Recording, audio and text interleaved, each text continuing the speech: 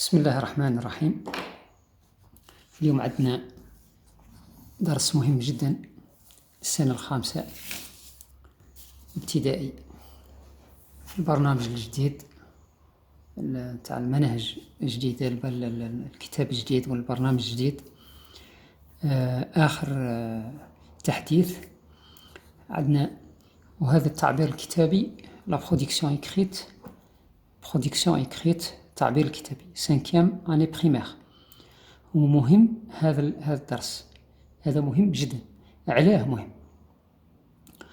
أولا هو سي لو فروي دو لا سيكونس، يعني هذه الخلاصة ولا النتيجة نتاع الحصة، تاع الحصص اللي راه قراها التلميذ في خلال أسبوعين أو 3 أسابيع، تاع لا سيكونس كاملة. هنا باش نشوفوا ونقيموا التلميذ هذا واش راه خدم، واش راه على ماذا تحصل. ثانيا أنها في التعبير الكتابي في دراسة النص النقطة نتاعها مهمة، يعني عليها 4 نقاط من 10، 4 نقاط من 10 في على ذي مهمة جدا، يعني نركزوا عليها كما نركزوا على المواد الأخرى وخاصة القراءة، نركزوا أيضا على التعبير الكتابي. وكما تعرفوا دائما عندي نقاط، نقسم الفيديو نتاعي ولا نقسم الدرس تاعي إلى نقاط. عندنا النقطة الأولى كمقدمة فيها هذا الكلمات، هذه المفردات اللي يحتاجها تلميذ السنة الخامسة، يعني يحتاجها في التعبير الكتابي. عندنا لو مو ديكريغ، بريزونتي، اكسبليكي.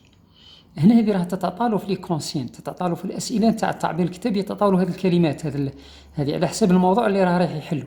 ديكريغ يصف، يعني وصف، وهذا المشروع الأول. هذا هو بريزونتي، يقدم لنا ولا يعرف لنا حاجة يقدمها لنا.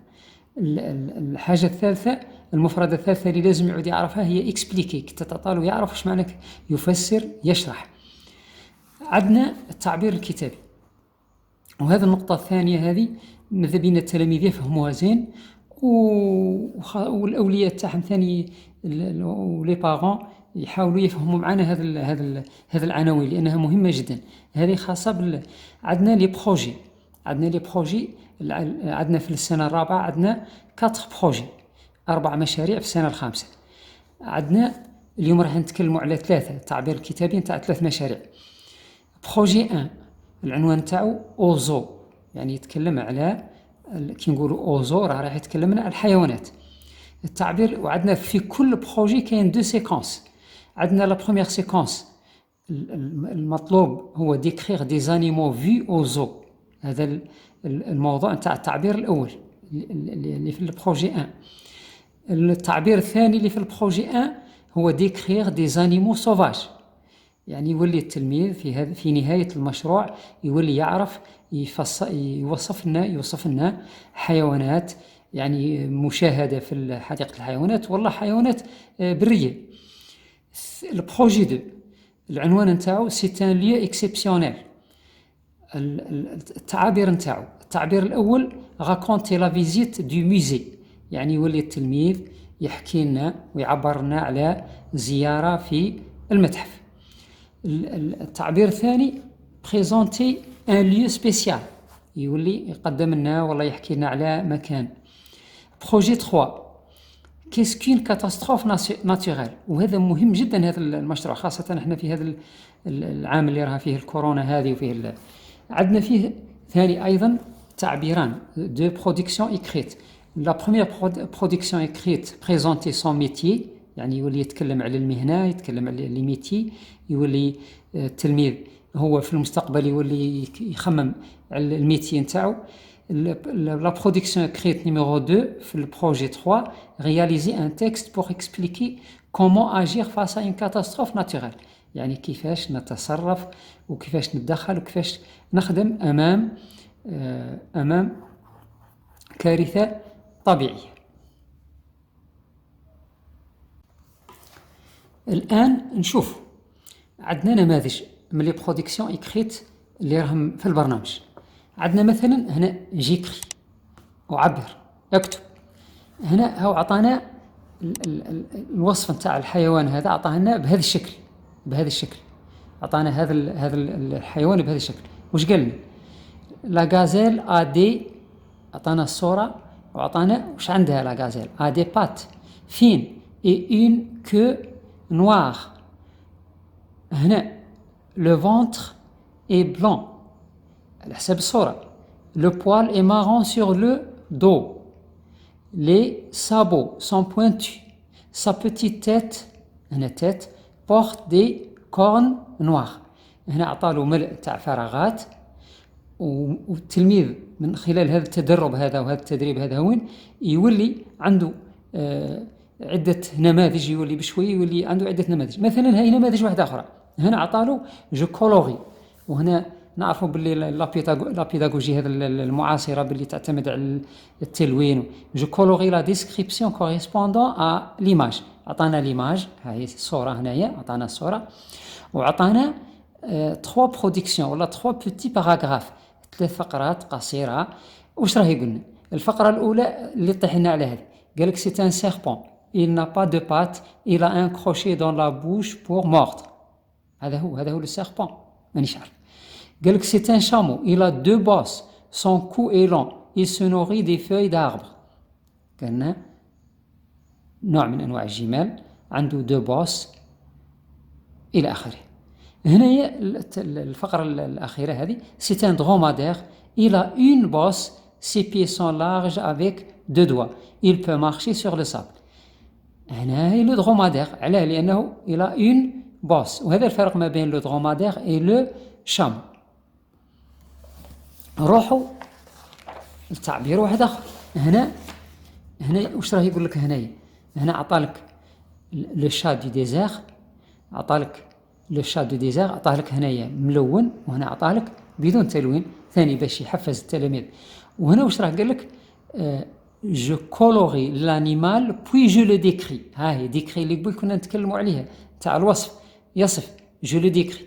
هنا يلونوا كمتعة ومن بعد يولي يوصف ويشوف واش راه كاين، واش عنده، comment sont les oreilles, comment est la queue, comment sont les pattes, comment le poil كذا إلى آخره. description يعني يوصف لنا هذا الحيوان، هذا الشا دي ديزير. نزيد ونشوفوا نموذج آخر ثاني من التعبير الكتابي. هنا واش راه يقول لك؟ écris un texte pour décrire puis présenter le loup du parc de Gigel à tes camarades. هنا عطانا utilise la boîte à mots، عطانا الصورة، عطانا الكلمات اللي نستعين بها باش يقدر تلاميذنا الأعزاء يستعينوا بهذه المفردات. هذا ثاني نوع من أنواع التعبير. هنا عطانا un loup, un renard, un animal sauvage. واش راه يشوف الصورة هذه هون؟ il habite, il ressemble à ولا au, il chasse, il est.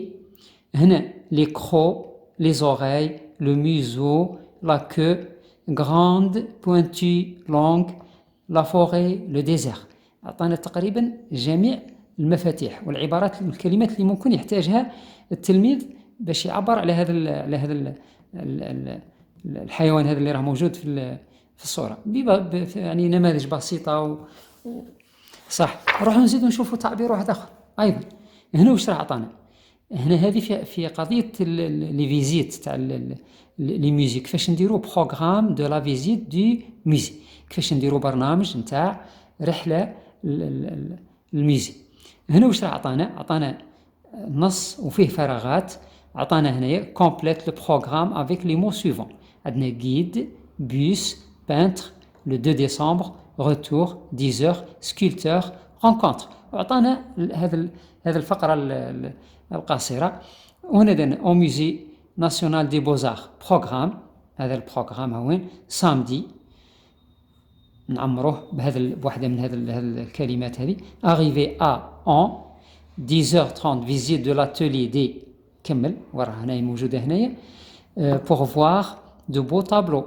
11h visite de la galerie des statues, c'est l'étage des ثاني كمل هنا هذا المكان الفراغ الأزرق هذا وين. le accompagne les élèves dans la visite. 11h30 واش كاين مع un peintre algérien، مع رسام جزائري. 13h كذا إلى البيت. هذا ثاني أيضا نموذج هذا خاص بالتعبير نتاع لو ميوزيك. صح.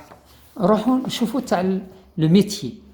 لو ميتيي عطانا نموذج هنايا، عطانا نموذج قال je m'appelle Mélissa.